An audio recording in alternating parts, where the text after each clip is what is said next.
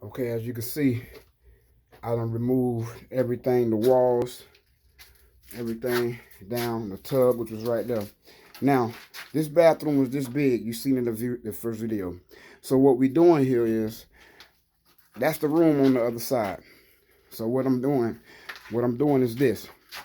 These studs you see, that's basically the size of this bathroom. So I'm taking this whole wall out. This all coming out. And as you can see, if you walk around here, now keep this closet in mind. This is the closet in the hallway. This closet is going to be blocked off. That's going to be made sheetrock. That door is coming out. That's going to be one flat wall.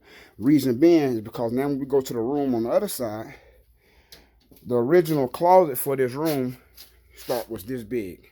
There's the track. This all was a closet. So basically, I'm taking this whole wall out to make the bathroom that much bigger, which would be 2 by 10. That's 2 foot. That's 20 feet. That's 20 square feet bigger in the bathroom just by doing that. So basically, now that closet I just showed you on the other side, this wall is the back. So that door basically, we're gonna buy a new one quite naturally. It's gonna come on this side. I'm gonna cut this side, and this gonna be the closet.